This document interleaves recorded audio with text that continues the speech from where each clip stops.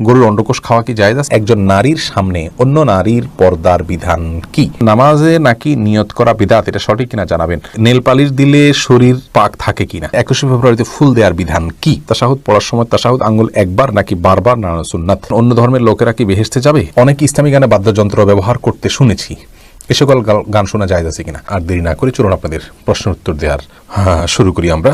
শুরুতে আমি প্রশ্ন দেখতে পাচ্ছি ভাই মতিউর রহমান জিদান, আপনি জানতে চেয়েছেন একজন নারীর সামনে অন্য নারীর পর্দার বিধান কি? কতটুকু খোলামেলা পোশাক করতে পারবে একজন মেয়ে অন্য নারীর সামনে? তার নাভি থেকে এই যে লজ্জাস্থান পর্যন্ত, হাঁটুর নিচ পর্যন্ত এইটুকু ছাড়া অন্য অঙ্গগুলো প্রয়োজন হলে প্রদর্শন করতে পারবে।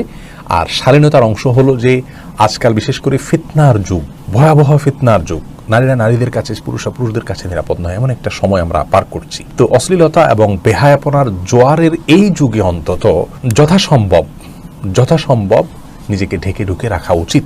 আমি শুধুমাত্র আইনের কথা বললাম যে এইটুকু বাই ল ঢাকতে হবে, আর বাকি অঙ্গগুলো প্রয়োজন হলে দেখাতে পারবে। কিন্তু যেহেতু আমরা একটা ফিতনার সময় পার করছি, ফিতনার আশঙ্কা হলে অনেক বৈধ জিনিসও নিষিদ্ধ হয়ে যায়, যার কারণে এই পরিস্থিতিতে আমরা বলবো যে একজন মেয়ে অন্য মেয়ের সাথে তার হাত, মুখ এগুলো দেখাতে পারবে, কোনো অসুবিধা নেই। কিন্তু বক্ষ এবং তার শরীরের অন্য সব অঙ্গ এগুলোকে যথাসম্ভব ঢেকে ঢুকে রাখাটাই হলো নিরাপদ। রুহি, আপনি জানতেছেন নামাজে নাকি নিয়ত করা বিদআত, এটা সঠিক কিনা জানাবেন।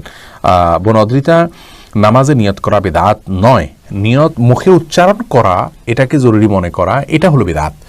মনে রাখা উচিত যে নামাজের নিয়ত মানে হলো ইচ্ছা করা।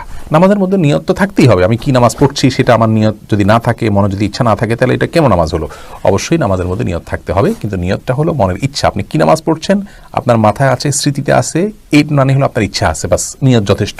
এটুকু নিয়ত থাকা জরুরি। মুখে নিয়ত উচ্চারণ করা এটা কোরআন হাদিসে নির্দেশিত বিষয় না। নুরুল আজিম, আপনি জানতে চেয়েছেন নেল পালিশ দিলে শরীর পাক থাকে কিনা? নেল পালিশ দিলে শরীর নাপাক হয় না, কিন্তু নেল পালিশ দিলে অজু হবে না, আপনার নামাজ হবে না। যার কারণে মেয়েরা মাসিক অবস্থায় নেল পালিশ দিতে পারেন, কিন্তু যখনই তার নামাজের অপশন চলে আসবে সাথে সাথে নেল পালিশ পরিষ্কার করে নিতে হবে, যাতে করে অজু করতে পারেন। কারণ নেল পালিশ দিলে আলাদা স্তর হয়ে যায়, আপনার অজু হবে না। কিন্তু এটা দিলে যে হাত নাপাক হয়ে যাবে, গুনাহ হবে, বিষয়টা কিন্তু সেরকম না। অনেক বাজে কথা আমাদের সমাজে প্রচলিত আছে যে নেল পালিশের এটা অমুক নাপাক, তমুক নাপাক, এরকম করে। এটা রং নিছক, এটা নাপাক হতে যাবে না। কেন? এটা নাপাক না, তবে এটা ব্যবহার করলে অজু করা যাবে না, বিধায় অজুর আগে এটা চেঁচে ফেলতে হবে। সুমন আলী, আপনি জানতে চাইছেন 21 ফেব্রুয়ারিতে ফুল দেওয়ার বিধান কি?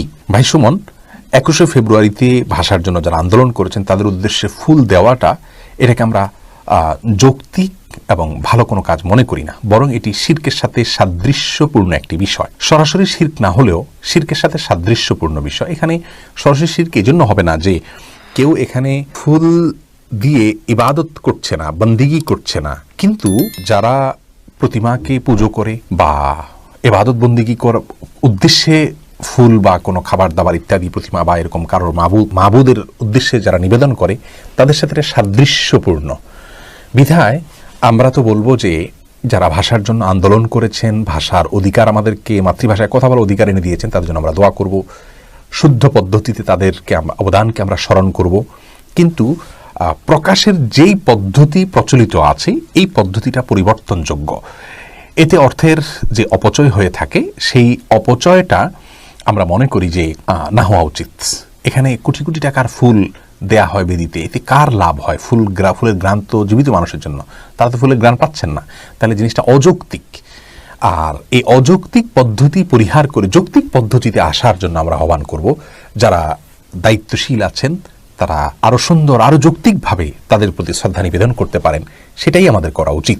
শওকত হোসেন জানতেছেন নামাজের তাশাহুদ পড়ার সময় তাশাহুদ আঙ্গুল একবার নাকি বারবার নাড়ানো সুন্নাত? তাশাহুদ পড়ার সময় আঙ্গুল উঠানো এবং নামানো এটা হলো সুন্নাত। বারবার নাড়ানোকে অনেক ওলামা ইকরাম সুন্নাহ মনে করেন, আমরা সেটাকে সঠিক মনে করি না। হাদিসে নাড়ানোর কথা বলা আছে, কিন্তু নাড়ানো মানে উঠানো এবং নামানো, এটাই নাড়ানো বলতে আমরা বুঝি। সারাক্ষণ নাড়াতে থাকে, হাদিসে আছে এটা নাড়ানোটা শয়তানের উপরে লোহার আঘাতের মতো। এই নাড়ানো মানে উঠানো এবং নামানো, এটাকে আমরা বুঝি। আর সারাক্ষণ নাড়াতে থাকা এটা আমরা এখানে সঠিক মনে করি না। এই বুঝটাকে হাদিস থেকে যারা এটা বুঝেছেন এটা সঠিক মনে করি না। এর কারণ হলো বেশিরভাগ হাদিসই ইউশিরু এসেছে, অর্থাৎ আপনার তাশাহুদের সময় আঙ্গুল দিয়ে ইশারা করতে হবে। তাছাড়া আঙ্গুলটা কেন উঠাতে হয়? আমরা মুখে সাক্ষ্য দিচ্ছি, আঙ্গুল উঠিয়ে সেই সাক্ষ্যটাকে মুখের সাক্ষ্যটাকে হাতের সাথে আমরা মেলাচ্ছি, যার কারণে হাত উঠিয়ে সাক্ষ্য দেওয়া মূলত। তো না হাতে থাকলে তো সাক্ষ্য দেওয়া হয় না আসলে বিষয়টা। তো একে তো হাদিসের ভাষ্যগুলো অ্যানালাইসিস করলে দেখা যায় যে ইশারা করতে বলা হয়েছে, আর না হাতে থাকলে ইশারা হয় না। দ্বিতীয়ত একটা সাক্ষ্য দেওয়া, মুখের সাক্ষ্যের সাথে হাতের স্বাক্ষর মিলানোর জন্য উঠাইতে বলা হয়েছে, এটাই হলো উঠানোর কারণ। তো না হাতে থাকলে সেটা হয় না। আর তৃতীয়ত নামানোর যে হাদিস রয়েছে সেটাকে আমরা এভাবে ব্যাখ্যা করতে পারি যে উঠানো এবং নামানো এটাই নামানো। তাহলে সবগুলোকে সামনে রাখলে উঠানো এবং তাশাহুদ শেষ করে এটাকে নামানো, এটাকে আমরা অধিকতর শুদ্ধ মনে করছি। যদিও অনেক ওলামা ইকরামের মতে যতক্ষণ আপনি বসে থাকবেন হালকা হালকা করে নাড়াতে থাকবেন, এই নাড়ানোটা শয়তানের জন্য আঘাতের মতো হাদিসে রয়েছে, সেটাকে তারা সেই ব্যাখ্যাটাকে নিয়েছেন। অতএব তাদেরটাকে আমি ভুল বলছি না, কিন্তু আমার কাছে যেটা সঠিক মনে হয়েছে আমি সেটাই শুধুমাত্র বলেছি। আজহারুল ইসলাম রতন, আপনি জানতেছেন গরুর অন্ডকোষ খাওয়া কি জায়েজ আছে? জায়েজ আছে, কোনো অসুবিধা নেই। আপনার মনে চাইলে আপনি খেতে পারেন, রুচিতে না করে নাও খেতে পারেন, কিন্তু জায়েজ আছে, ইসলামের শরীয়তে নিষিদ্ধ নয়। ফারুক আহমেদ জানতেছেন অন্য ধর্মের লোকেরা কি বেহেশতে যাবে? অন্য ধর্মের লোকেরা বেহেশতে যেতে চায় না। যে জান্নাত তো আল্লাহ রাব্বুল আলামিন সৃষ্টি করেছেন যাদের জন্য, অন্য ধর্মের লোকেরা সেই জান্নাতে যেতে চায় না। তারা যদি জান্নাতে যেতে চায় তাহলে আল্লাহর প্রতি ঈমান আনতো। তারা যেখানে যেতে চায় না সেখানে তাদেরকে জোর করে টানতে হবে কেন? তাদের জন্য তো জান্নাত নয়।